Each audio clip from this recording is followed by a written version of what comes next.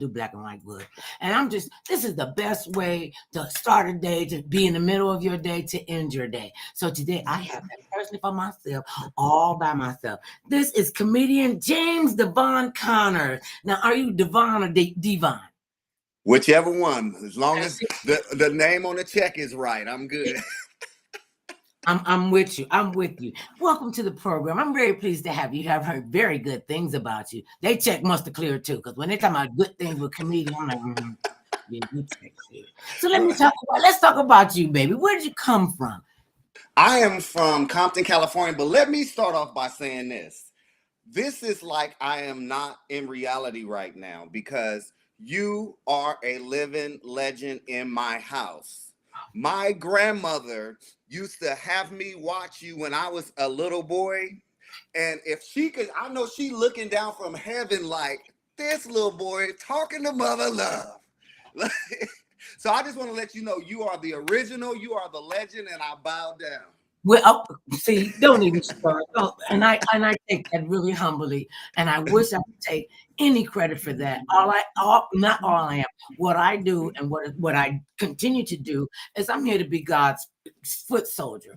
I'm a person of service. Right. You know how I can be of service to you, and I want to be able to do the same thing with you. You know, back and forth. That's how we can keep our connections going. And then too, I'm stubborn as I don't know what. So they ain't gonna tell me what to do. So okay, now you from Compton, California. You got all your teeth and everything. You know, I hate the connotation that people have of Compton. You know, right.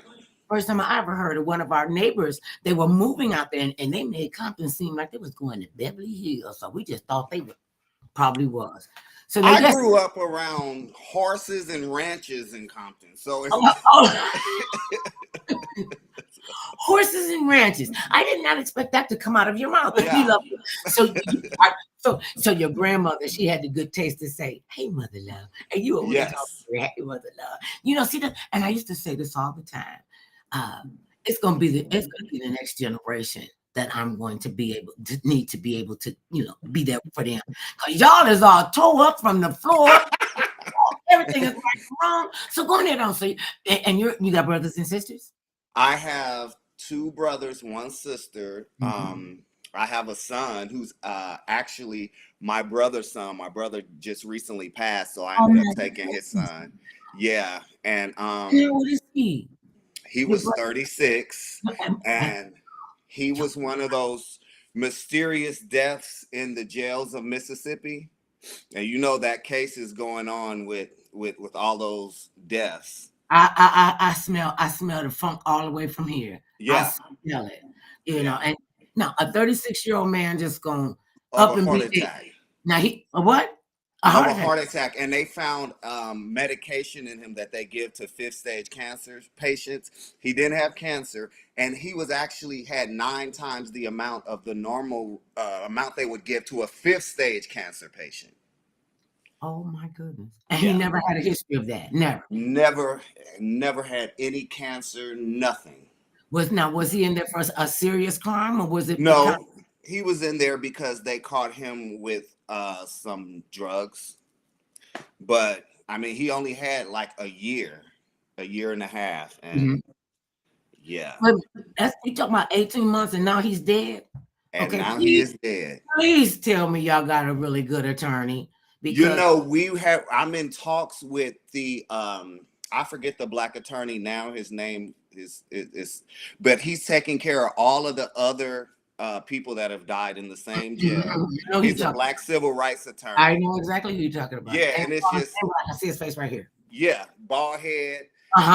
And so I'm in talks with him right now, but I'm not gonna rest until I get some justice for my brother. And the greatest thing you could do is to get justice for your brother. And the fact that you sound like you had no hesitation with caring for and being the guardian of your brother's child. Yes. Is where your legacy continues to grow. Yeah. And it is really difficult to have to go through something like that. And especially when I smell that funk all the way from Mississippi. Yeah. Right here. Yeah. So, and this was just a little while ago. So this is still fresh with you. Yeah. This was a while ago. And since then, the warden of the jail mysteriously retired in December. Oh, Yeah, and so yeah, and he was supposed to be doing the investigation. So he retired. They wasn't even going to do the investigation. So I called in January. I'm like, what's going on with the investigation? What investigation? He retired. oh, soon as he heard you. Yeah, so he retired in December, and there was never any investigation going on. When I'm being nice and polite and giving them time to investigate, they were not even investigating. So you already starting 2 holes in the ground. Your brother's passed away under mysterious circumstances, Yeah, and the warden decides to retire. yeah, Okay. So, yeah, okay. See, yeah. And exactly. and I don't know if it works for deceased people, but that's just ugly. Yeah. Just, oh, shut up, mother love. What if they don't even say it? Don't even say Say it. it, mother. Say it, mother. I'm gonna say it. 36 years old, black man with no history of any kind of medical condition, and all of a sudden he dies. You think they might have harvested body parts? You know what? I You thought of thought that. about it. I thought of that Mhm. because I'm like, it would be no way to know because the way that they did the autopsy and then we ended up cremating him, so we couldn't even, Get in. yeah, we wouldn't know, but that's a possibility because I don't know if you are up to date on it, but it's like they just found a burial ground behind the jail where they were just dumping they found like 200 black bodies behind the jail. They were just dumping them when they died. They were supposed to be putting them in a cemetery. They just dumped them Put them there. in the backyard. Yeah, and See, they just found it. okay, I'm gonna tell you what his name is. It's coming to me. That's right. I gotta right. I'm about to tell you too. I'm about to tell you. Mm. Yeah, because we need to, like, as black people, we can't just let this go. We can, and we have not let go of any of this. They just wanted the mainstream media. I never even thought about that. The Yeah. mainstream media. Hey, Soroma. Hey, Natalie. Cole, what y'all doing? I'm glad y'all watching the program. See, they love this. Ben Crump. Big, Ben Crump. exactly. And it was right there. And I can Yeah. see his face playing. I'm sorry, Ben. I got 8 brain cells, and Right. trying to hold on to his text. So, and I know this has had to upend your family. Yeah, because you always want your little brothers to outlive you. Mhm. And when you outlive them, it's kind of like, wow. Now I understand it's probably different with mothers and fathers. When their child dies and they say, well, I wanted them to bury me. I didn't want to have to bury them, Mhm. so. And all parents feel like that, Yeah. and they do. And I didn't understand it completely until I had my son. And he Right. like 400 years old. I don't know why. My mom, I'm like, who are you? You got a gray beard. Wait a minute, dude, I don't know you. And you got a bunch of little you coming behind you. I was like, they grow up so fast, and Yeah. you almost can't miss a minute because it'll be gone in a 50-second like that. Yes. So, how's your family holding up? How are you holding up? I'm actually in counseling. My family is holding up pretty well. My only thing is I'm constantly worried, like I'm so invested in finding out what happened. And Mhm. it's so hard because nobody seems to care when you call the jail. They're like, oh, he died of a heart attack. How does Oh, somebody 36 die of a heart attack? well, it can happen, but he would have to have Other some kind of issues. yeah, he could have been Yeah. had a heart attack. He could have been eating the wrong diet, have a heart attack. I mean, my father dropped dead at 31 years old, and Right. my father was a very large man. He Right. smoked cigarettes. I mean, he had all the markers of you got one foot on a banana peel and the other one on the grave. So that's Right. what my mother used to say. Your daddy had one foot on the banana and one foot on the grave. And when one of your parents died, the other was in our family, they'll tell you in a minute. Even when my daddy was living, she said, "You look just like your daddy." Yeah. Man, my smart mouth. That's when I didn't know how to close my mouth up in front of my mother. And Yeah. see, I come from one of them kind of mothers. She could throw her arm out and one could and throw the brush up the stairs. My mother left the planet 20 some odd years ago. I'm still afraid of her. Right. Me too. Mine is gone too. My mom died at 51. My daddy he's 100. Shut the barn door. My daddy is 100. What's his name? We got to give him some big up. No, we don't want to give him no big ups, but his name is JD Conners. But the guy made it to 100. Yeah, I don't see how, but yeah, he did. Yeah, he did. We're trying to keep our bonus dad alive. He just turned 99 in October. Oh. He looks good. He looks good. I'm telling this man, and he was a good looking guy, you know, back in the day, because he's a good looking elderly man. Yeah. Women are all over him. Mm-hmm. What happened? He got propositioned at one of his daughter's wedding, and we were like, "You do this? Not just an elderly guy. This is like a Centuria gelatin or whatever." Yeah. He thought it was cute. I was like, "No, that looked really, really funny." And she said, "You'll make me a good husband." He goes, "No, I don't. No, I won't. That ain't." I got married. My wife got sick. I stayed with her till death do us part, and it did. And I ain't got to be bothered with none of one of these crazy chicks out here. Oh, okay. So I said, tell me what keeps you up. What keeps you happy? What makes you jump out the bed every day? Several things. My son. How old is he just turned 11 years old in January. Okay, he made it. He already 5'2". Cause see, my brother that died was tall. My other brother like 6'6". I don't know what happened to me. I'm only 5'10". Right, you're only 5'10". Thank you very much. Who is vertically challenged? I'm only 5'10".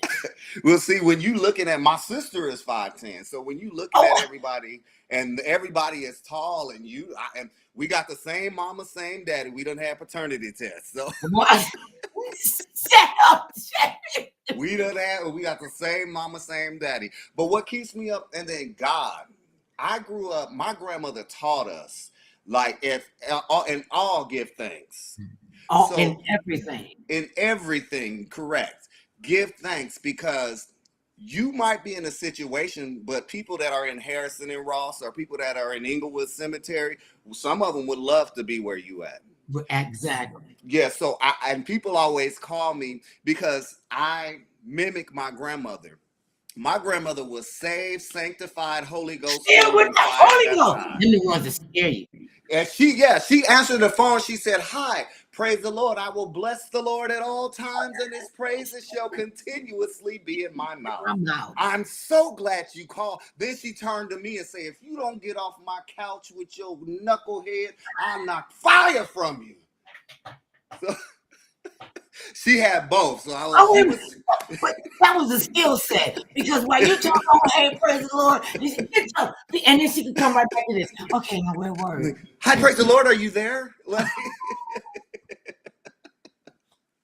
See, that's when you know them grandmamas and them mamas they were fierce. So I haven't been to the comedy circuit for the most part. Besides you being a hottest smokingest guy that's doing the doggone thing. Because you don't know about people what they think about you till somebody else is telling them about you. Right. And you got good things. So when did you realize you were funny? How did I knew you were gonna answer that question. You know what? I have been everything. Here now, I can see all up your nose and everything, like all the way to the back of your phone. Okay. It's your face. We can see your handsome whole face. There you go. Well, I have been everything in life. I've been a postman. I've been a flight attendant. I've been a medical biller. I've been a property and casualty insurance agent. I drove buses. And every single thing I've done, they said, this is not your calling. This is not where you're supposed to be. You are a comedian. Now, they were firing me at the time. Of course. But they always told me, like, you are a comedian. And so finally one day I said, you know what? I'm going to get on stage. I went and got on stage and killed. Mm-hmm. And from then on, it's just a rush that I get. Like, I love seeing people laugh, and it's therapy, because I don't know. I've never met a comedian that wasn't depressed. I've never met one. Well, I'm not depressed. I'm not a comedian anymore. I've been called a storyteller and a sage and another adjective. I can't remember what it was. I was about to say, you are more like our Oprah. You are like an Oprah because you are the person that gives advice. You are the therapist. You are the auntie. You look like you can cook some good fried I chicken. throw it down. You don't even know. You eat some of my food, you get a little crunch. That's a tune. I mean, one of my grandkids said, "Well, do you really put your foot in the food? Would it be really hot?" And I said, "Yes, baby, it would be hot. That's why I don't put my food." He said, "But you always tell people, and people tell you she put her foot in it." He was totally confused. Totally That's child how much abuse. grandma loved you. She put her foot in the food and it's hot. That's it. That's it. And listen, and we didn't get that sick. You know, those they called them old women's recipe, old women's remedy. We didn't get sick. You know, we could eat dirt. You know, who's allergic to peanuts? And I found out one of our grandsons is allergic to peanuts. And so you just know you allergic to peanuts? Are you Yes. allergic to shellfish? No. Oh, not. Oh, well, I'm glad that you told me that. So no peanut butter cookie for you. Yeah. No peanut. No. And I've seen the damage that it could do. One of the kids out here, his girlfriend was kissing on him, and she didn't know he had a peanut allergy. And she was kissing all over. She said when she opened up her eyes, she said his face swelled up this big. I mean, and the reaction can be like that. We have to carry Yeah. an EpiPen. You have to carry your My EpiPen is right in the thing. And people don't know, even the smell makes me nauseous. Mm-hmm. My mom we would walk through See's Candy when I was young, Mm-hmm. and the first thing I smelled were the almonds, and I would get like hunched over, and she'd be like, "Boy, come on, you exaggerate." And I'm like, "No, the smell of it is sickening to me." Mm-hmm. And, So, and that's good. You have to be very careful. But this yeah, kid was kissing on his girlfriend, and they couldn't get him to the hospital quick enough. He went into an anaphylactic shock, yeah, and they could not bring this kid back. And what a horrible way. And she kept saying, "I'm sorry, I'm sorry, I'm sorry." And everybody was like, "What are you sorry for? You didn't know he had a peanut allergy." yeah. You know, but that weighed on her for quite some time. And you know, you have to be really careful and see Yeah. what you have to stay way back in the back with the peanut butter and jelly sandwiches. Well, that'll And be And people don't realize that I'm so adamant. I'm like, is nuts in this? I have to smell it because I'm like, um, I have eaten nuts, and mm, it's literally painful to your body. mm. So death would be a good thing in that time when you it's When that painful. And so people always like, oh no, it's not no nuts. Then they forget, oh, they mom cooked it in peanut oil, or oh, and then you like, okay, well, thank you. Now I'm about to die. Good looking out. Like, families that take out life insurance policies on family members, especially if they know something wrong with you. right. Oh, just give me a little bit of that over there. Now and I understand that our grandson has a peanut allergy, and so this is because we found out so young that he might have outgrown it. Okay, well he like I'm not taking any chance. Any chances? Everybody's food, and because I have diabetes, I have a modified. Well, it really isn't modified. It's the same people food. I don't know what they're talking about, but I have to be mindful, to not cook anything in peanut oil or peanut anything. And Yeah. so people don't really understand, and especially in Black people, it's like you ain't got that. Let the Lord handle it while your face is on Right. Right. God will fix it. God will help those who help themselves. I just went to Subway. Shout out to Subway. I Okay, went to Subway and unless they're giving you a check. Okay, go ahead. right. That's why I'm trying to get one. That's why I shouted him out. Okay, I'm with that, baby. Go ahead on with the story. The way they have I love Subway chocolate chip cookies, but I have to tell them, and I wrote the corporate to Subway. They have their nuts at the top. It's a tier. I'm like, you need to put your chocolate chip at the top and all of the ones with the nuts at the bottom, because all it takes is for one little minuscule piece of that cookie to get on my chocolate chip cookie, and then I'm done. Mm-hmm. So people don't realize how, and it runs in the family because I got nieces and nephews with the same Mm-hmm. thing that's happening to them. So Please, And guys, don't kill me and send me any nuts. please don't send them in. I'm gonna leave that alone, mother love. Just stop. You already go through my head, didn't you? Right. You already Get about $150,000 insurance policy. and just look. You can't collect. You can't collect Right. unless you leave 6 months old. That's what I would tell my family members and friends. Oh, you don't care about your health. Well, I just need a look, and they don't even have to sign it, as long as you pay the premium.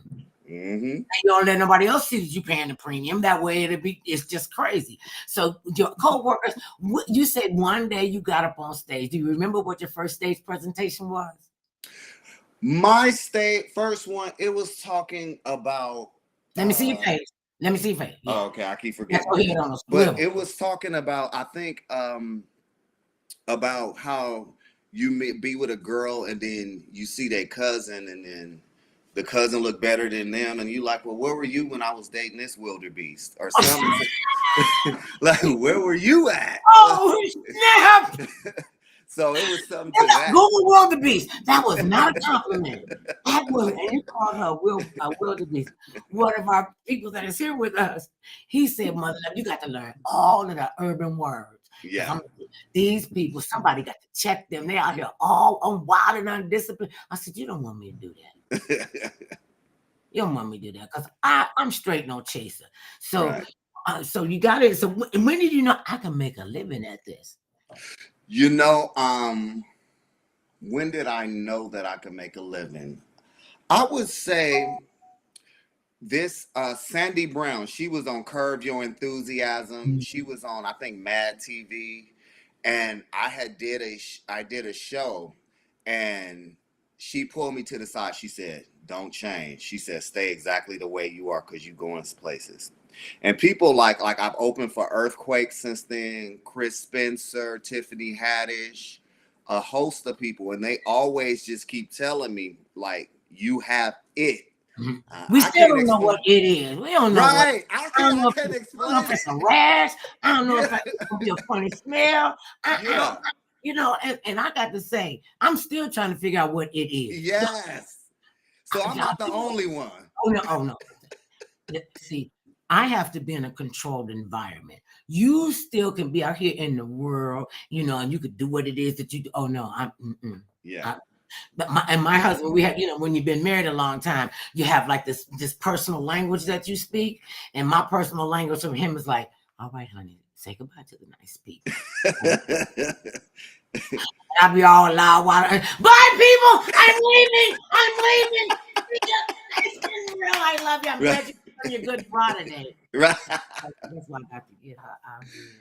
Out of control. You know they say that God watches over old folks, babies, and fools. Two of them I'm not. Right. I get it. Listen, I was in therapy when I was 14 years old. You were saying that you were in therapy. Are you having a breakthrough? Are you getting to the place that you want to go, that you need to go?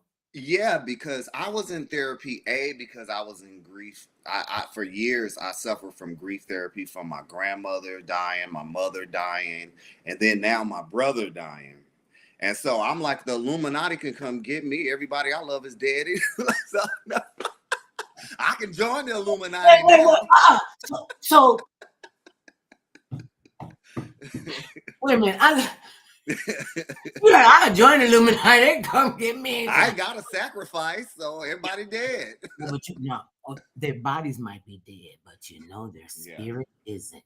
And you'll hit that little thing on the back of your neck. You're like, oh, I can't get it. I can't get it. When your arm can get it. Yeah. That is them talking to you. And truly, when they say your ears are burning, somebody talking about you, to you. It's the angels or the enemy. Because people say who you think you are. Yeah. What kind of pushback did you get from family and friends when they knew that this is James O'Connor, James Devon Conners, James Devon Conners? He said, I could tell you anyway. Right. And you have been to, and you continue to grow. Now, how long have you been doing stand-up and making a living? I've been doing it for going on 6 years. Okay. You still kind of new. There's so many audiences out there for you to tap into and let them see your liveliness, and they are going to suck you up with a flavor straw. That's what they're going to do. See, now do you use your charm on women after you call the other lady a wildebeest? Look, You ain't supposed to have that. That was funny as hell. Why ain't meet you before I met a wildebeest? Like she really was a wildebeest. You know, they could come in. You know, I know I'm trying to fix this, so don't make me snatch this wig you, off. you, Okay, that's it. That's what you're gonna it do. is what it is. Yeah, what it is. You know, I don't have a filter, and I'm allergic to BS. Right. In this business, because you had done so many different, it didn't seem like that you were changing jobs as much as it sounds like you were changing careers. I mean, Right. who goes from a letter carrier to you talking about insurance? I'm like, really? How'd that happen? And that was just your journey, huh? Yeah, and I like money, so I made like $70,000 a year as an insurance agent. Are you serious, honey? We're in the wrong business. I said that about the strippers on the pole too. All right. I had their body. It wouldn't be but two of them, and one of them would be my friend. See, God don't got to put like me on the pole. I'd have just been. And one of the ladies I know, she's not like a stripper, but she has these dance classes. You know, like the stripper moves and stuff. You know, Right. I always had a healthy respect for the strippers. So I like to see one of y'all heifers go up there and wrap your leg around a pole and slide down. That's skill. Your butt couldn't even jump up on the pole. Right. Oh, that was me. Yeah, that's a skill right there. That's a calling. That's a and do you feel you've been called now that you've been doing this for 6 years? Yeah, I really do. I'm like, finally, this is it right here. What have I been wasting my time on? I've been chasing after money, and I would be a medical biller. I would walk up to the door making a lot of money, and my stomach would be hurting because I hated it so much. But you kept going. And kept going for the money. But to do this and be able to make money, like I put on 2 successful tours, touring around the country on my own, and made a profit. Mm-hmm. And so I'm like, I wasted a lot of time, but I'm gonna make up for it because don't even rack yourself for that. No. Okay. Behind you are your previous blessings, previous lessons learned, previous information. You don't drag that with you, baby. You got too much real estate up in there, too much coming to you really fast. Now I understand that you are a storyteller. Are you a setup joke guy? I think I do both. I do a little bit of both. Mm-hmm. What's your favorite joke that you tell? My favorite joke that I tell. Don't tell me. Don't tell me that'll ruin it. That'll ruin it. Come and see you live. Because I know what that is. Don't you hate people that talk through the movie? Oh, I hate that. But see, when you talk in my set, I'm gonna call you out because I done had a couple of them, and then I'm like, "See, you're gonna be quiet." And I thought so. I thought you would. And what I was doing, I love the hecklers. That meant I could take my prepared material. Yeah. And I don't even have to do my skit. Let me just come over here and talk so we could talk to stupid up close and personal. Right. Why do you want to heckle the person with the microphone? That is just like stupid. Yeah. Let's get my favorite line from Richard Pryor, God rest his soul. Somebody made the mistake of trying to heckle him. And he said, I do this stuff for money. What's your excuse for being stupid? No, he said, I make an ass out of myself for money. What's your excuse? Right. Dude, he probably never went to another comedy club. He was just this. Yeah. You know. So who do you like? Who makes you laugh? I love Earthquake. I love Marlon Wayans. I love comedian Godfrey Damon Wayans. I love Guy Torrey. Now he's real silly. Yeah. He's real silly. And I like people like that. Yeah. And those people, and that's what it is. People, they do know what we bring to the table. And we know that those people that came to that show, to that set, you don't know what they're carrying with them. Yeah. And just sit down and watch them, and they can watch you and laugh. I mean, I used to didn't think people, well, yeah, you can't laugh till you cry, but you never know what they're going through. Yes. You never know what they've been through, and they're coming to you to get some relief. So they don't have to think about anything about. I liken stand-up comedy to orgasmic sex. Oh, shut up! Did you just say that? I can say that. What you gonna do about it? My husband love that stuff. I don't understand that, but you just don't know where people are coming from. Yeah. That's a gift. Are you standing in your gift and your assignment, or are you still walking towards it? Because you're walking towards something, baby. You done got there and sat down. You putting down roots. Listen, you come talk to me. See, this is how come I know you're really funny and really pressed for entertainment, because you like Mother Love. Right, exactly. They're all goofballs. We're all goofballs together. I tell people, I'm like, what are you expecting? Yeah. Well, I got a sign in my house that says, I'm the queen of everything. Right. My grandkids gave it to me, and that's how I have them, greet them. Speaking of children, how is your son holding up? And I like the way you say your son, well, he is your flesh, so you don't have to go downtown and have no papers. He ain't got to be in the system or no papers. Exactly.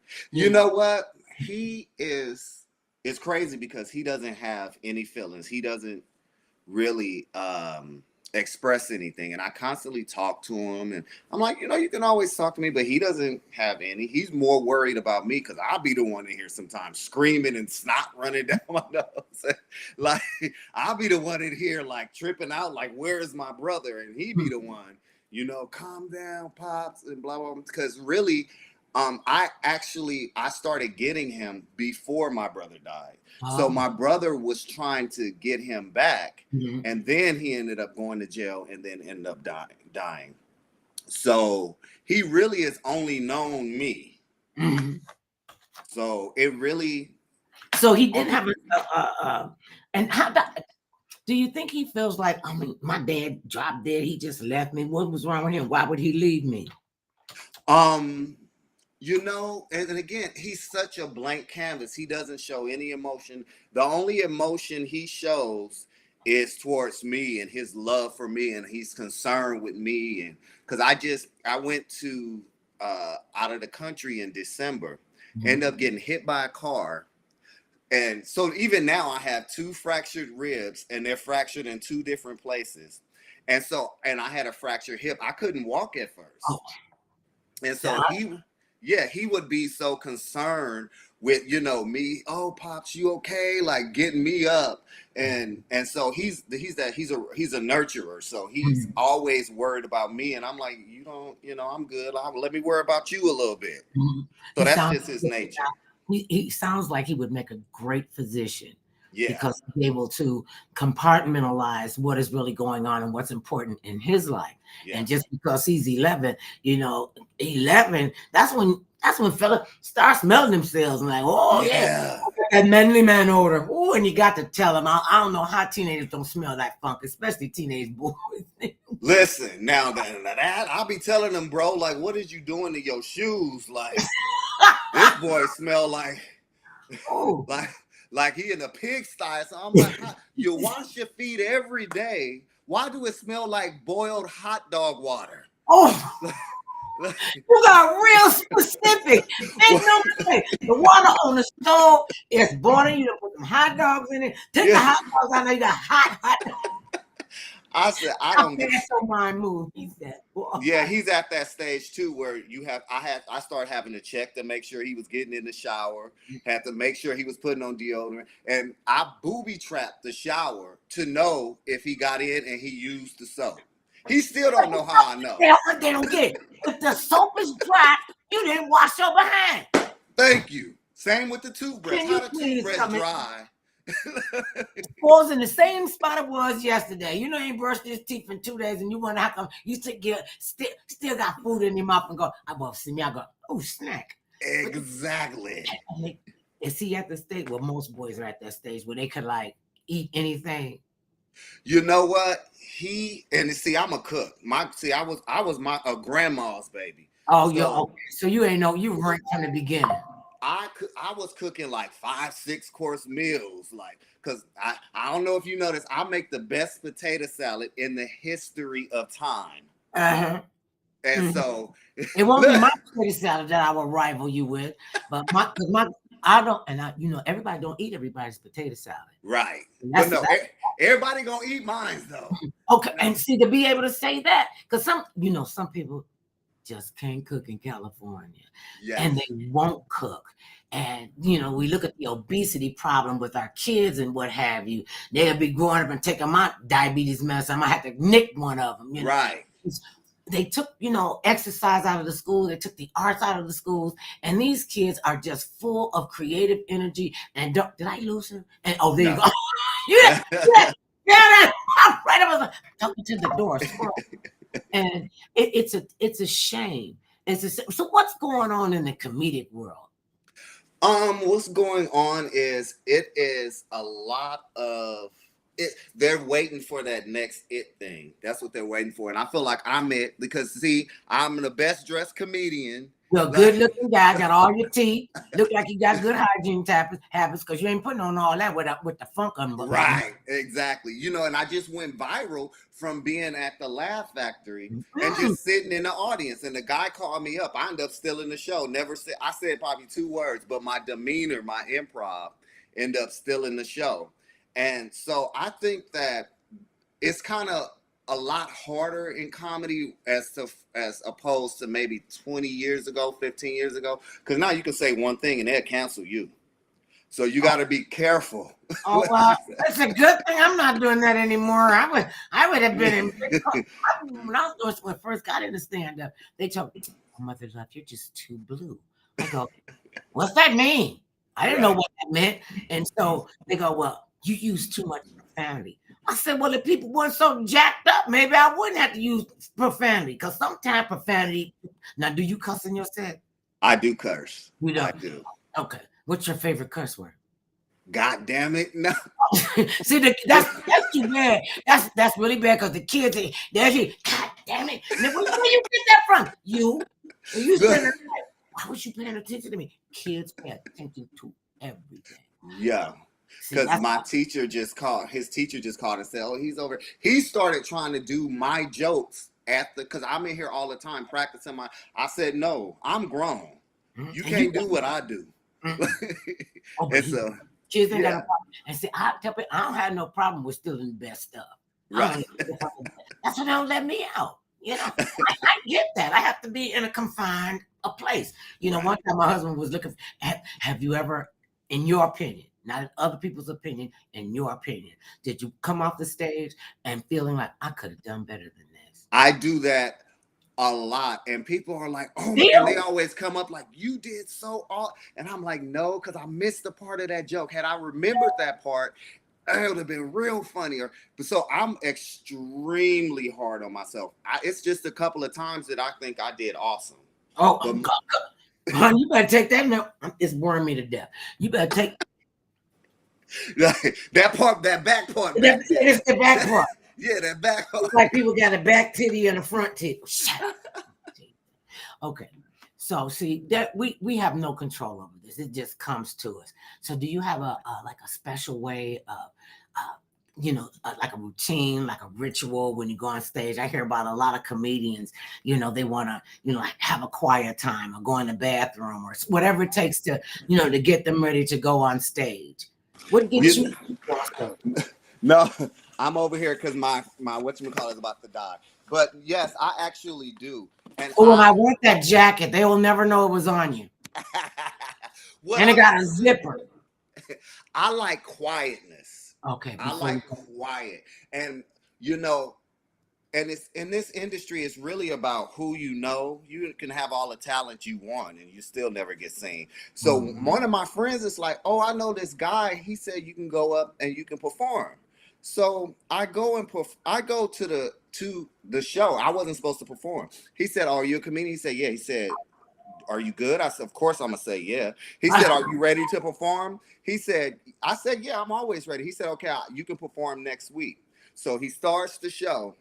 He says, "James Devon, come up to the stage right now." Now, keep in mind, he calls me to the back of the stage. He's like, "You got 30 seconds. Tell him what music you want and all that." I end up meeting Earthquake, Tiffany Haddish, Chris Spencer. I ended up meeting all of these people right then and there. But it drove me crazy because the DJ just kept talking to me. First off, I only got like a minute to get everything and just absorb everything that I'm getting ready to perform on the same stage that Earthquake and Tiffany Haddish has performed. So I just really like it to be quiet. I don't mean to, and now I see why these comedians, how they don't even want to be talked to. And some people see it as being rude. It's really not. It's not. I'll talk to you afterwards. I ain't got no problem with it. But that's my thing. I just want to know, don't talk, act like I'm not even in the room. That's why I stand in the ladies' room. Yeah. I don't even want them to talk that much. Just they even in the back. Yeah. I don't even want nobody to talk. I just want everybody just to be quiet and talk amongst yourselves. Or do this. Can you whisper? Yeah. You know, black people, we don't know how to whisper. Right. They're like, hey, James, did you see when he coming in the door? Hey. And then we go, what's up, James? Right. Oh, we had to whisper. Then it's all up. Wait a minute. That's right. Stay ready so you don't have to get ready. Get ready. It's like Rosetta Tate, she talking to you. Now you're trying to be funny. Rosetta trying to be funny. Rosetta said, oh, I'm going to have to wait after her because I just called dibs on the jack. Girl, you don't even know me. Girl, I'll be to knock you down 15 times. What you talking about is going to be 2 hits. Me knocking you down and the other one, me running out the door. I ain't going to run no place. Y'all see me running. He's behind me. Now, that's Rosetta Tate, the legendary actress. She's been in a couple of movies. She's on Hulu. We just actually did a movie called Fractured. Okay, well, wait a minute. Okay, since you know her, don't give it all away on the show. Just have to, don't even be funny now. He already told me y'all to start there. So we coming after you. And I'm the best talent. Oh, she's the best talent. She is. That is wonderful. So now, do you get hit on a lot from the chicks in the audience? I mean, because you have such a great face and you look so safe. Everybody would get into your Uber car. You know what I actually do? I get hit on a lot. But you don't be paying attention to because you ain't got time. The look on your face, like, I ain't got time for that. Yeah, no, I don't really. No, I don't have. I'm hungry right now. Okay. And the only thing I want to be with is money and fame. So, my suggestion to you: don't chase the money. You're good enough. You're well enough. You're smart enough. You're bright enough. You're talented enough. You don't have to do that. Don't ever. No, don't. Because I will come over your house. Okay. And you will have to give me something to eat. Okay. And they're not checking, but I can't function on a full bladder. You know, come off the stage and to me it seemed like the most inopportune time when your bladder stopped working or not just won't agree with you to just stay where it's supposed to stay. Right. And you stand on stage and they thought I was doing something. I'm like, man. I was like, they don't even know. And they kept coming up there. But I was like, look, I cannot talk to y'all on a full bladder. Right. You want to help me clean up this puddle? I think you should let me. Child, you get to be my age. I ain't got what? I really wish I would. That's what I do. So have you, where do you see, you've been doing this for 6 years. Where do you see yourself in the next 2 weeks? I ain't gonna, because tomorrow ain't promised to us, but what's gonna be your what's gonna be your plan? Well, I just got a contract to do a new reality show on Amazon Prime called Lit Comedians of LA. I saw that. Yeah. I just gonna ask, like, is it lit like fire or lit because they cool? Because I can't keep up with the lingo. I'm still trying to. Maybe you can help. What does drip mean? Drip mean you drip like you dress well. You got enough jewelry. It means stuff like that, like your jewelry, your drip, how you dress, how your jewelry, you know. I knew I wasn't gonna like the meaning of it. I just knew it. I thought they're gonna tell me what drip is. It's not what I thought it was gonna be. Right. It was gonna be another type of drip. Another and dripping from another place. I was like, why would y'all say that in public? That's not good. So my son told me a long time ago, Mama, Mother, I love you. Don't try to do the lingo. You make yourself look old, and you don't know what it is. I didn't know what the song was. I got 5 on it. Let's go half on it. I thought we was going half on like a Prada or something. I didn't know they were talking. Right. Oh, I know. I can't keep going. We going half on something else. Wait a minute, Rosetta said he know I'm loud. Right. But you got to be loud. You got to be loud. So when I had the honor and the humbling privilege of meeting the great Quincy Jones.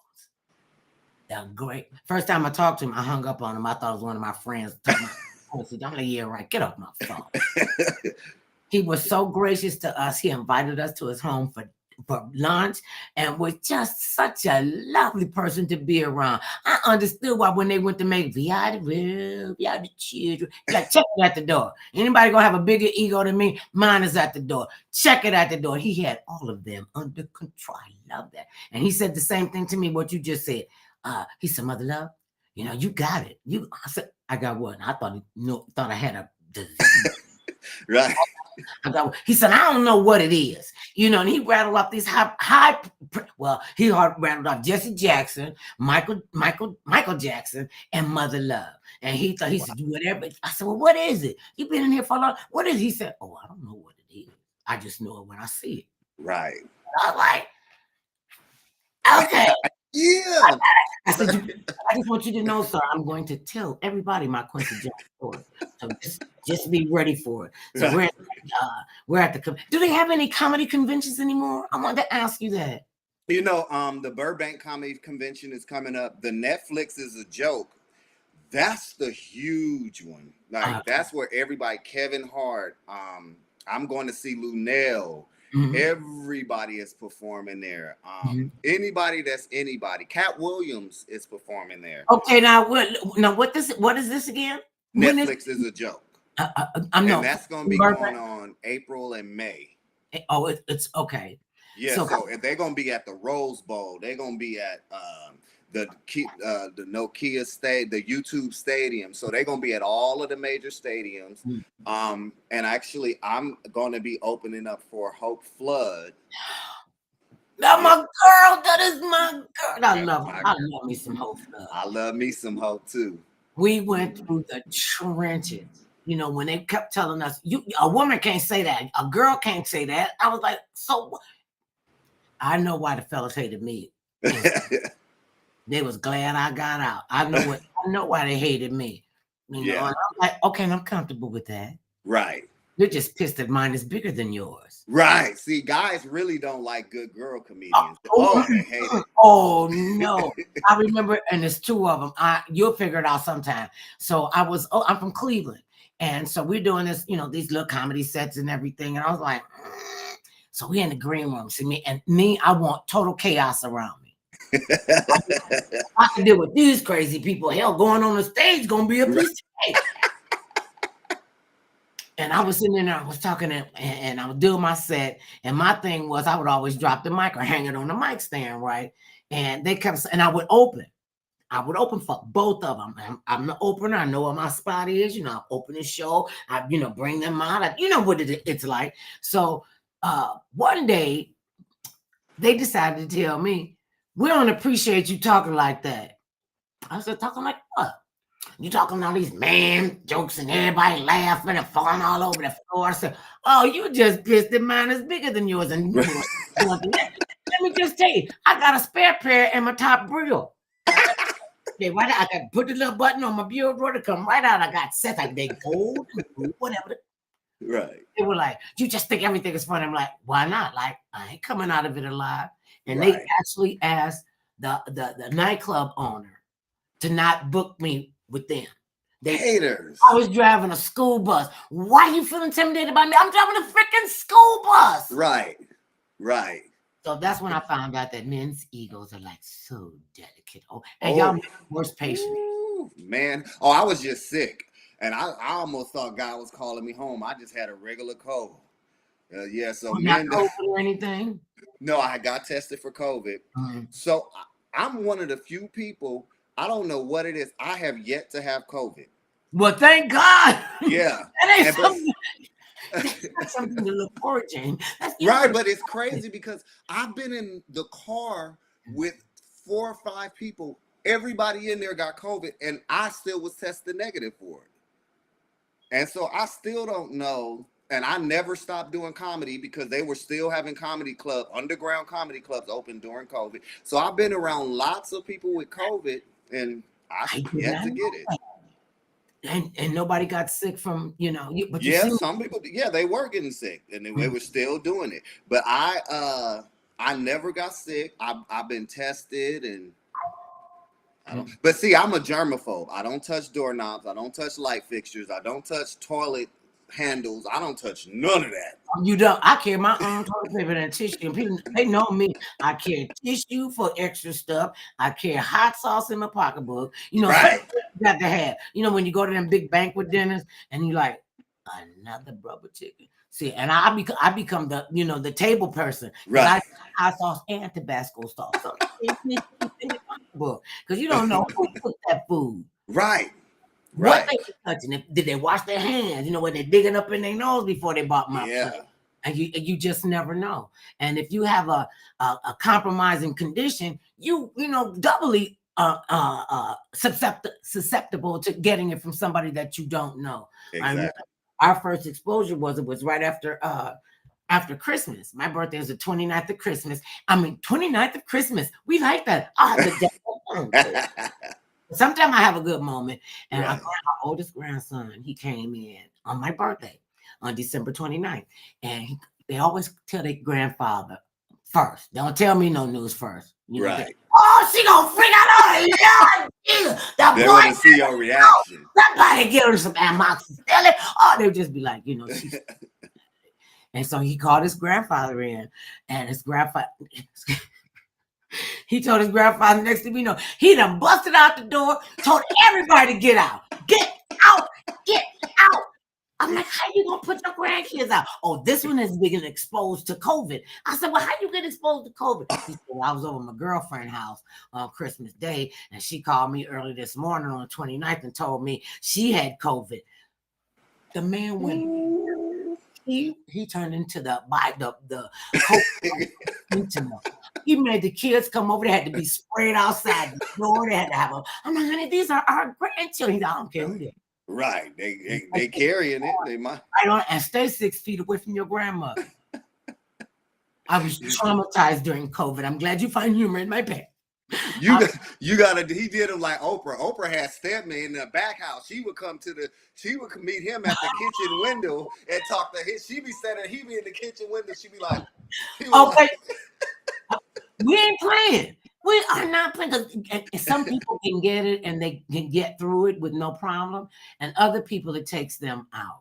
Yeah. And then we really found out how so much racism was rampant in the healthcare system because you got people on ventilators.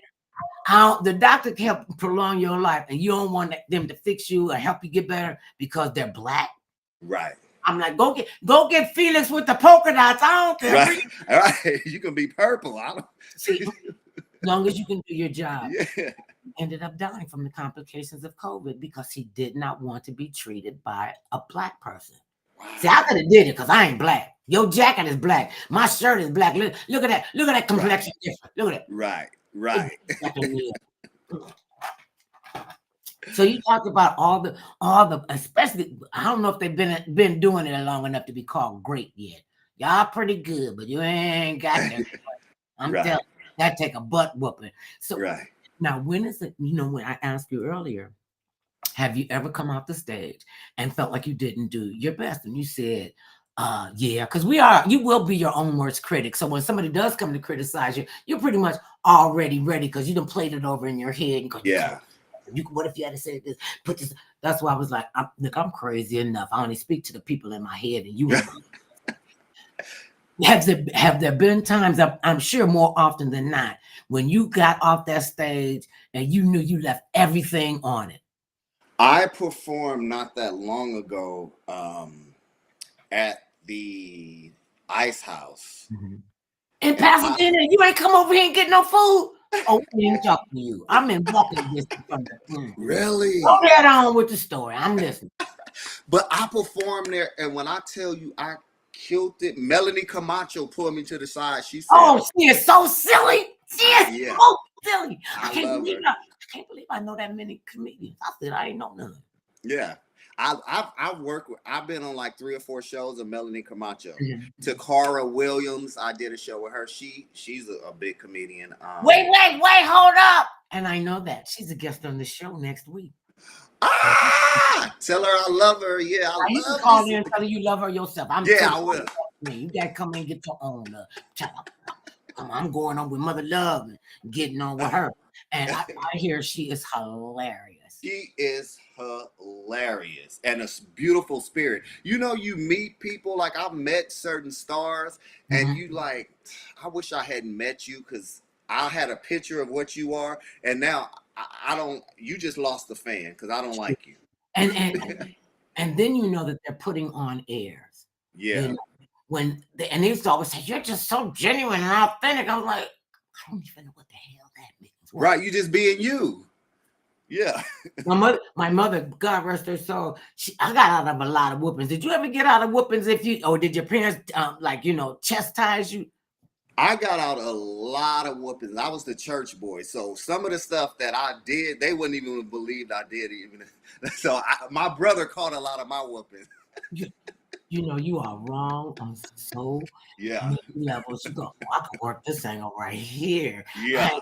And it was, he never would have did. What's one of the things that you never wanted them to know? And you said, they're going to find out. They're going to find out. One of the things I never wanted them to know is I was young and I figured out how to order the Playboy channel.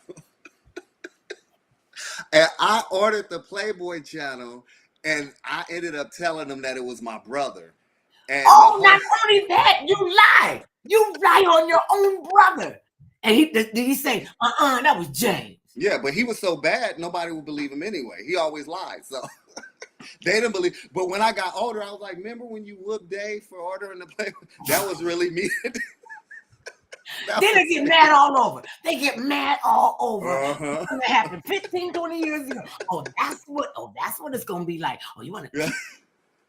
Yeah. So I was a very mischievous kid, but I was a good kid. But if I did get caught, it was obvious because I was very good at covering stuff up. So. I'm a schemer and a conniver. I throw my brother under the bus. I'm throwing them all under the bus. And I bet you don't know where that came from. Where? Under the bus. It came from me. Really? It came from me in 1980. I had been doing stand-up for about 2 years. But I didn't call it stand-up. I called it free, alcohol money. Because I was there for the drinks. Right. Did they just put on? Okay, I'm gonna do it right now. Wait a minute, I know what they're doing. Hold on, I gotta tell people where they can find me, and then you can tell people where they can find you. Hey, babies, it's the even more fabulous Mother Love, self-promoting in a frenzy. You can find the Mother Love Show on Facebook at the Mother Love Show, on X at Mother Love Show, on I got this one, YouTube at Mother Love Show, TikTok at the Mother Love Show, Instagram at Mother Love Show, and Indeed at the Mother Love Show. So tune in. You cannot ever tune up your lips again and say, I couldn't find Mother Love. It was she was gone. Shut up, because the water bill, like the gas bill ain't getting put out. Right. So now are you in a relationship? I'm in a relationship with God. He loves me and I love him. Well, that was like, that's always the easy out. You don't fool me. I know what listen, I'm Mother Love. I know things. And I might not know everything, but I know everything else. Right. But on to throwing them under the bus. So I drove a school bus for 5.5 years and I was awesome at it. And there was this guy who didn't like me. He just couldn't stand anything about me. And he didn't, I don't know why y'all fawning all over her fat behind. And all my bus drivers, all of my co-workers would, shut him down. And it was like, And then when the white people started coming over to our side of the trailer, all hell broke loose. And I was getting ready to go to my school bus. Because if you drove a school bus, you got to get up at no dark o'clock in the morning, right? So I'm up and I'm walking across the parking lot, right? And he see me and he just ran over me. He just threw me, hit me so hard. I was up under the bus. He rolled over me. See, I know God is God. God is all right. I should have been dead. Yeah. I always said it was my girth at the time that saved me. He actually ran over me. The front 2 tires ran over me and was getting ready to run over me again. I said, this. I know you got paid. And he said, and they said because he had seniority, one of us was going to have to leave, and he had the seniority. And I said, that's good. That way I ain't got to do no drive-by, pop a cap in him. Right. You don't shoot him. I'm going to another depot. Just say that bullet for somebody else. And when I would tell her, did she really shoot the bus driver? Does it crack you up that when you're talking about, especially if you're a storyteller, what if he really telling the truth about that? Right. Because see, 9 times out of 10, 90% to 80% of what I say is actually the truth. But I tell people I was stabbed 15 times in my sleep. And I died. And I looked down on my body, looking down as the surgeons were working on me. And I looked down and I said, dang, I got a big head. Why nobody told me my head was this? Then I said, if I knew I was going to die, I wouldn't have paid my rent this month. I'd have went to Vegas. But I was thinking all that, and I'm dead looking at my body on the table. And they're working on me. And this is a true story. And I talk about my father, like how you talked about how your father, they have people, he still have women coming on to him. My father at 100-something years old still tries thinking he gonna get, I said, bro, you're a century. It's done. It's over. Like you done did all you gonna do. My father, last count, has 25 kids. Last count. And so he's done all what he can do, but he still thinks, he said he gonna die making love to a woman. That's what he tells me. Yeah, well, you know what?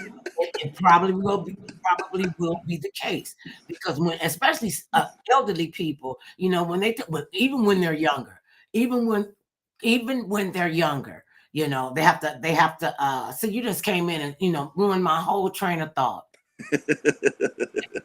Live program. So let's talk about your next thing, what you're getting ready to do. And the fact that you had all these jobs before you got into stand-up, which one of your jobs did you like? Because even without the money, because you said you made a lot as a claims adjuster. Yeah, I love being a flight attendant and a bus driver. I love being a bus driver because I always want to be young. So I was a bus driver. I worked for remember to show you how old I am, Laidlaw back in the day. And then I'll end up going to MTA. So I love being a bus driver and I love being a flight attendant. Those were the two things that I love so much. So now, are you? What do you get? Do you still get the frequent flyer? Are they still doing frequent flyer miles? They are, but no. Once you done, they ain't giving you nothing free. They don't roll over. Yeah, they don't know you. So where's the most exotic place you've ever been to stand up? Peru. What was that like? I couldn't get off the plane. So I could only see, because when you're a flight attendant, some countries, they'll tell you can't get off they won't tell you why, but you can't get off the plane. So I can see from me looking out the window, it was beautiful. But for the most part, don't judge me, I was a flight attendant for Spirit Airlines. So you're still alive. You see, I put my head down. I said, listen, never. Didn't somebody else buy them? You know what? I think that's the Spirit by Frontier. I think Spirit bought Frontier or Frontier bought Spirit. I think somebody bought it. Yeah. What was that? And you know that it's an inferior service, that they're just putting them in, getting their money, and putting them out. But I think for what it's worth, I think it's a good. You look like nah.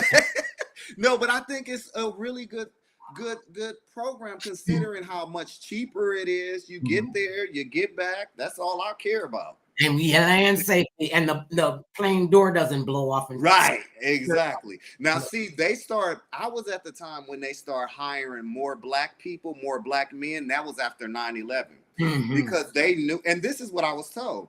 You already know, ain't no plane going down while I'm in this bad boy. So if I'm gonna die, I'm gonna die fighting. So like the people on 9/11, how did you deal with that? You were a flight attendant at that time? No, I was a flight attendant years later, but they ramped up their hiring of black men. If you look after that, the hiring of black men as flight attendants rose probably like 30-40% because we are not going to die On in a an plane. airplane. And We it gonna won't. die. We gonna die of old age. We gonna die of overeating. We might get shot in a drive-by. But we are not gonna die on no plane with some fools that got a knife. I can still get you with a knife. See, they don't understand. Our adrenaline goes to a whole Yeah. I'm level. like, you shouldn't have told me you was gonna try and kill us. You should have just, did it and not said nothing. You don't announce it, you just messed up. So Wait a minute, Rosetta, did you see what she said? She said, wait, I thought your favorite job was exotic dancer. that was before the Lord saved me and delivered me. I don't do the things I used to do. It changed me and rearranged me. And so I noticed that you said change you because I can't do none of that stuff no more. You just can't do none of that. So, and as you're going, no, so what I want to how did your family respond to you saying, well, I'm going into stand-up, going into the entertainment industry? I always kept my family like laughing. My grandmother was hysterical. My grandmother would just say things and everybody be like, like, what? Wait a minute, what did she just say? So I grew up around that. Mhm. So I was always making people like my brother is in the live now. I was always making people laugh. I was always doing things to get people to laugh, and they just came naturally. It's just something I would do. I would think something and I would just say it. Mhm. So when I went into stand up, it was not really surprising because they've always said like, you're funny. You need to go and do something. Like I've always done performing arts. I went to Hollywood High, and so I always did things like in the performing arts realm. So it wasn't a surprise. What was the thought for you as an artist when I didn't think they were going to do it when the public school system took out arts from the schools?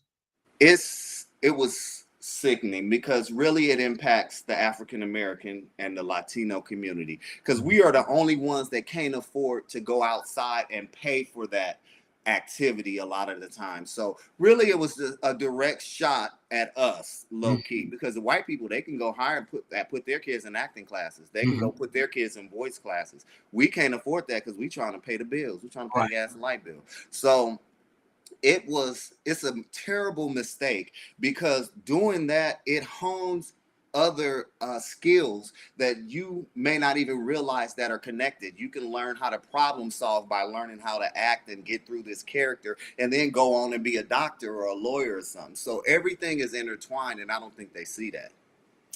Because our people and our brown brothers, we understand the struggle, and we've got to pick up the gauntlet and say we want the arts back into the schools. And I have to commend his. I could see his face plain as day. This is what happened when you get seasoned like me. I thought it just bye, we're gone. What he did was he went to a school, and I think he bought everybody that wanted to be in the band, bought them all new instruments. Wow. They could keep going. And we have to support the arts. We Yeah. have to support one another. Yeah. Okay, this it's getting on my nerve. So it's got to be way. But they took cursive writing out of the school now. How they gonna write a check? Well, now you don't even need a checkbook because you could just. What I said, they gonna cash app it now. Yeah, they gonna cash app. Right, they got cash app there. That just null and void in the writing. When they took out cursive writing, one of our grandsons is into the theater, loves it. He is really going to Broadway. He was in New York, they kicked his butt, but he'll be back. He'll be back, and he's if he were not my grandchild, I would say y'all go and support that kid. Right. He's a song and dance guy all the way down. He tall, he long, he lean, he do stuff, and I have not missed one of his performances. And he said, "Are you gonna come and not cry?" I'm like, I'll probably be, and they hate the grandmas and the mamas and the art. That's my baby. My baby. But it can be so different every day. Where did you go and where were you performing besides Peru, and they wouldn't let you explain that. We would have never known that. Right. I want to go to Peru. Have Yeah. you? Where would you like to go if you had what would your dream vacation be? I want to go to Africa. I just want to see all of the slave things and see how our people came over here because I'm so interested. And I feel like with this Congress, they're trying to change and take out all our history. I somewhat feel like we as Black people are just standing around letting them. Did you see they just took out the parts of Rosa Parks and part of Martin Luther King and the slavery out of like 48,000 students' books, a publisher of one of the history books. So they're doing what they normally do. They erase history and then they say, they wake it up like, hey, look what we discovered. Elvis. How did Elvis become the king of rock and roll? Because he and the mayor, the general, whatever, the guy that was promoting him, he said, as a white guy, this ain't going over.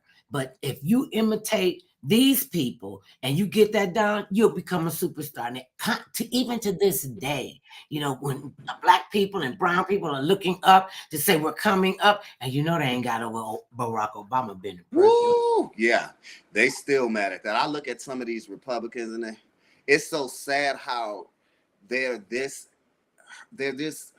have so much hatred. Like it's an insecurity, really. We built the strongest country in the history of the world, and we're the only race that can say that. White people didn't build this. We built this through the cotton trade and slavery. So they know all this, so they want to erase this. Just like small things, like they call soul food Southern food. That's not Southern food. You're trying to make it regional instead of ethnic. That's what you're trying to do. So now the white people, oh, my grandmother used to make this. No, the slave used to make that from your great grandmother, and she taught her how to make it. That's what there was. Yeah. And so, and then you look at the birth rate, and the way that they brutalized the women that came over on the transatlantic slave trade. It's like the same people that say, oh, there's really no Holocaust. I don't know what you people are talking about. Okay, so tell me where them 6 million people are. Tell me where they are. Tell me where the transatlantic slave trade that transported 20,000 almost, on their ships. Did you know this? That on the slave ships, when they got away from the port, slave ships, if somebody died on a chain, they just unhook the piece, take it out, throw you overboard. Yeah. Like nothing. They didn't like nothing that we did. I couldn't understand why they so mad at us. I know why they mad, because we cool. Yeah. We stylish. Exactly. Yes. When you got people, I mean, some like my husband, that cat looked good in a t-shirt and some jeans. Right. And y'all could rock that. And I feel like I know that they're insecure. That's why they don't want the little kids. No, they don't read that when the child got to come home and say, well, mom or daddy, am I an animal? I don't feel like that about my friend. That's when this whole thing started. Some little white kid came home and questioned their parents about Black people. Yeah. And this was a child. He couldn't have been no more than 7 or 8 years old. Well, God say the child will speak the truth. Yeah. So, I mean, because it's just crazy. And, it's our responsibility as the new heads, to, for you and what you're bringing to the table, because you never know who's watching you. Exactly. Has anyone that you never expected to see or talk to, were you surprised that when they came up to you and said, James, funny. This is crazy because TK Kirkland, Kim Cole from Living Single, and his name escapes me now, but he was on A Living Color. The skinny guy that used to play Sammy Davis Jr. Not David. I know you're talking about Tommy Davidson. Yep. I was there, and they walked up to me. They said, "Hey, James Devon," and I'm looking around like, okay, so another James. Right? I'm like, me? They're like, yeah. They're like, I said, how do you know me? They said, I know you from social media. I'm like, you know me? Kim Cole, she like, oh my God, you smell so good. Because everybody tell me I smell good. But she like, you smell so good. She like, James. And they're like talking to me like I was just with TK Kirkland. And he's like, I know you. Like, why wouldn't I know you? And in my head, I'm so humbled. If you just give me any kind of of acknowledgement, I'm just humbled because you don't have to do it. So that's why when you contacted me, I told it, I said, Mother Love. Like, I used to look at her when I was a little boy and with my grandmother. So to have her contact me and say, hey, we would like to talk to you, I'm going to be reposting this. And yeah, like this going on my resume. Tell your friends. And that's really what I'm here to do. I'm here to be of service because so many artists never get the opportunity to share their whole story. I mean, it's not the whole story. It's for an hour or so. Yeah. And, they always say, well, you have to do it in 7.5.3 minutes. I'm like, what if some genius come out of the person? And we don't get that. We don't get that kind of publicity. They don't never think that, and they always want to keep you small, especially when you're just really getting on. But you've been out here for 6 years, and this is a business, show business. You got to have the talent. That's the show part. Now, do you know the business part of this? And what surprised you on the business part of this when you go, oh, I got to do so and such and such? Well, the part that surprised me probably was you can have all the talent in the world, but you still have to make connections. It's so many talented people like Tommy Davidson. He is one of the most hilarious. Like, I'm on the ground rolling laughing. Like, and I feel like he should be in Madison Square Garden right now. Easy. And so it's just about who you know, how you make your contacts, and knowing your worth. Mm-hmm. Because I have been in situations where they asked me to do a show, and I would have done it. I've said I was going to do it for free, and they're like, oh, well, we were going to pay you, but now you're going to do it for free. So I'm like, well, that was dumb. That was a lesson learned. Yeah. And sometimes we have to buy the lessons. When I say that, like people owe you $20. Yeah. And they be running from it because you want your $20 back. And then, how dare you ask me for your $20 back? I thought you gave that to me. What you like giving money to a grown person? Speaking of that, Brother Love, my brother is in here and he owed me $50 and I want my money. So he said he's gonna give it to me Friday. This the next Friday. I want my money, bro. Keep going. They've cracked me up. And then, especially if you were born here, coming from back east, they think once you get to California, you know everybody. Yeah. I don't know all the Black people in California. Yeah. I saw you with Will Smith. I saw you. Okay, and yeah. Right. I'm like, they think that we know everything. We don't know everything, but we know everything else. Yeah. So do it. Okay. So when you see, I want to know, what do you think people see when they meet you for the very first time?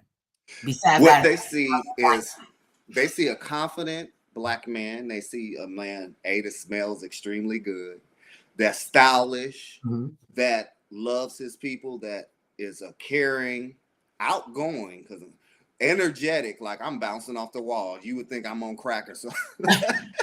I'm like, no. Crack would say to you, Jane. Okay, you wasting your time with me, dude. You got too much going on in your behind. Okay, never mind. He's not good. So I'm just the type of person on my deathbed, I will be cracking jokes. Like, I'm silly. I'm a silly person. And people, especially women, we love a man that can make us laugh. Yeah. Did a lot to make us laugh because Right. What is that? Like, so now, have you noticed the change in people's approach towards you? Yeah, with a lot of the comedians are now a little more kissing my butt because they think I'm gonna be fair. And it's like you when somebody like you and don't like you. They can be as nice as and I can see it in their face, but they think I'm gonna be famous. So they're getting close and they want to, let's kick it. And well, you didn't want to kick it before. You didn't want to kick it before you saw me on Snowfall or before I opened for Earthquake. So That's just a pseudo fan. You Yeah, know, really, they like you and if they go down, and I've been down a bunch of times, but I'm like a weeble. I wobble, but I don't fall down. exactly. I'm like, listen, I don't. What do we need with hangers on for? Right. Yeah. You know, and you're right about that. Know your worth, Yeah. and don't be afraid to say Yeah. what you're worth. You know, ask them. So, what do you think I'm worth? And Wow. always have a number in your head. See, Right. mine was 435. Right. That's mine, 435 Right. minimum. $435,000 plus Right. $5. So I make $5 more. I'm Right. just so who? I mean, you already mentioned hell, you mentioned Hope Flood. Hey, Hope, baby, you know I love Woo! Hope. Hope and Melanie Camacho. I mean, you done talked about some big time people. Yeah. Earthquake. He too Chris silly. Spencer. You saw that way earthquake lost. Yeah, I saw him, and oh, he is just such a nice person. After I got off stage, I was intimidated, like, because I don't get flustered that often. I'm a very confident person. I don't get flustered that often. When I see somebody that flusters me, and I walked up to him, I was like a little kid. I said, "Can I have a picture?" He was like, "Sure, come on." And we took pictures, and I said, like, he's just giving me advice. He like, "Yeah, you doing good. Keep going. Don't let nobody tell you nothing. If you believe in yourself, if you don't believe in yourself, ain't nobody else gonna believe in you." They're not gonna do it. That's why I say I'm the queen of everything. You Yes. know, so you don't even Right. try it. And Right. have you got your name registered? No. Do it. Okay. Do it. Own your name, image, and likeness, and your brand, because they got AI out here now. So you need to have as many protective things around you as you can. And I asked you this earlier. You know how we could just go off on the whole. We talk about something. Look, I got notes.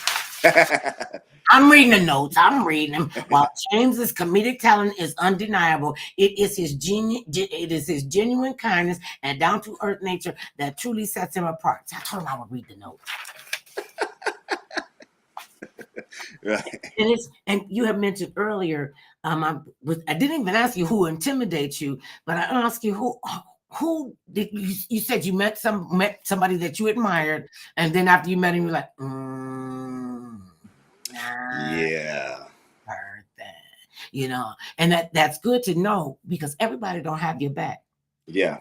There are people, and be careful who prays for you, baby. And you, a Right. church man, be careful who pray for you because you know they could be praying for your success as well as they could be praying for your demise. Yes. Well, I wish he would just fall off the top. Why him? And well, who is James? You call by James Devon?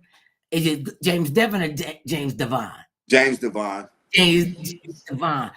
Who do you think he is? How did he get past me? Yeah. What is him getting, doing what he's doing? Why should that even be, in your head? Why you letting him have real estate in you? But see, stand up or keep him in your head. I've had that happen. So how did you get up in there? Because see, I'm the type of person, I've been in places where I wasn't even supposed to be at. I didn't have a press pass. I didn't have any kind of VIP. The type of person is I'm gonna walk in this bad boy like I run it and I put everything together. And when you do, one time they had Bill Bellamy, they had all of these comedians. They called all of the comedians up. I'm a comedian. I walk right on up there with them. And they're like, "How did you get up there?" They called the comedians up. I'm a comedian. Why can't I?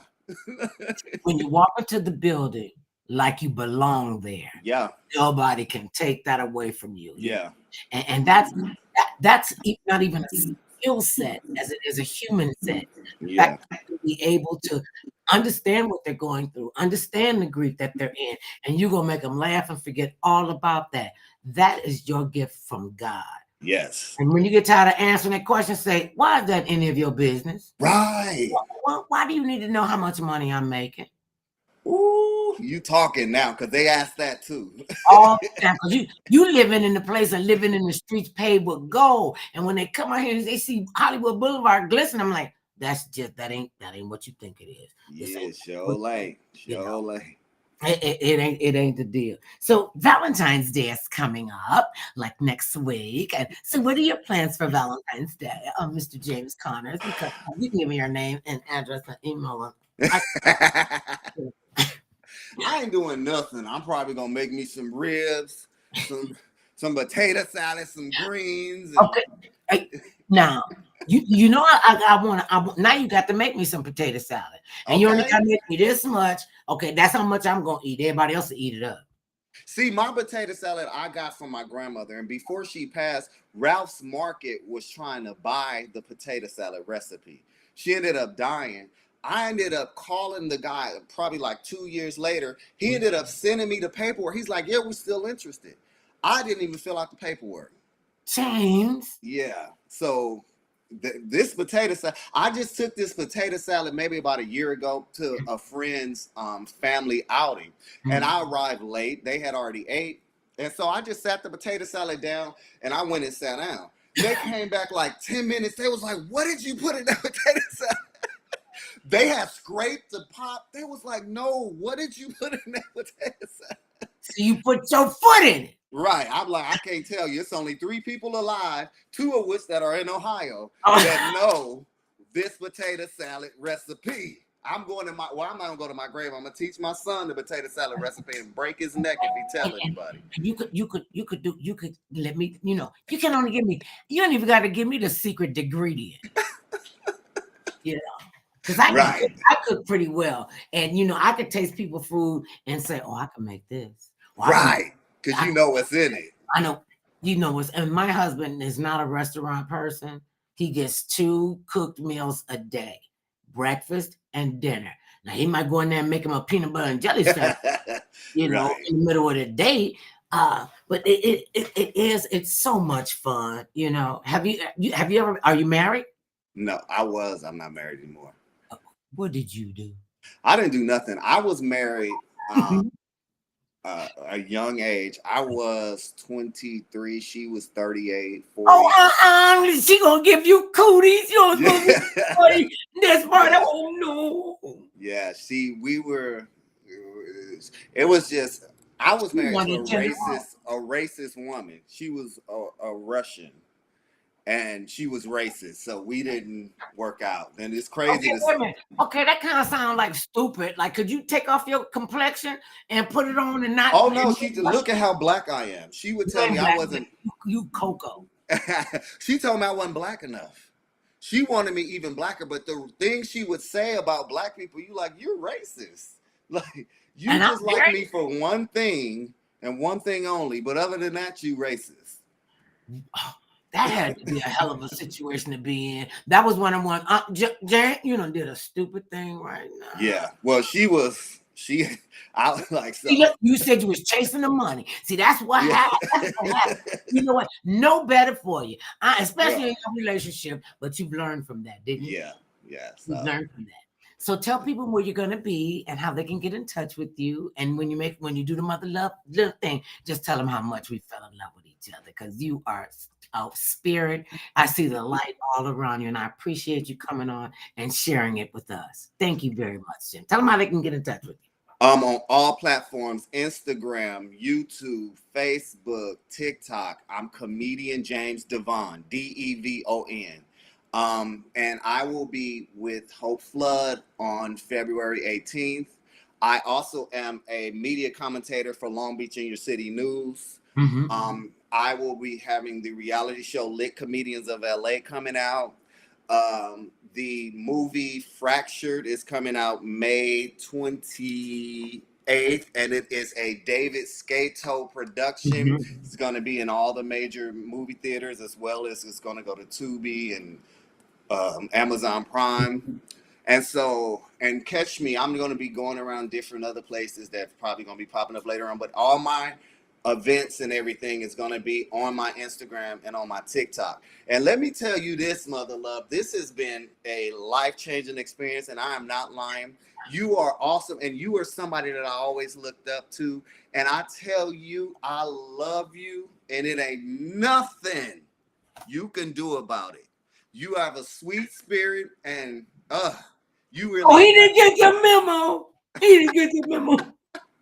You can't be breaking up the house. What is wrong with you? I do. I love you, and it ain't nothing you can do about it. It ain't nothing I want to do about that. It ain't nothing I want to do about it. Just be safe. Be wonderful, and make sure I can get into the VIP room at your soiree. I am Yeah. Mother Love. I love you, and there's nothing you can do about us loving you. Peace, babies. Oh, I got 30 seconds. No matter how, remember this, no matter how big or tall, short or small, thick or thin, it matters not what skin you're in. Everybody Mother now and then. Peace, babies, and thank you for your spirit. Thank you. Much love to you. Don't forget about when you get on top. I won't. I ain't. I mean, I'll say, Jay, Jay. Okay, I'm sorry. We're supposed to be done. And love.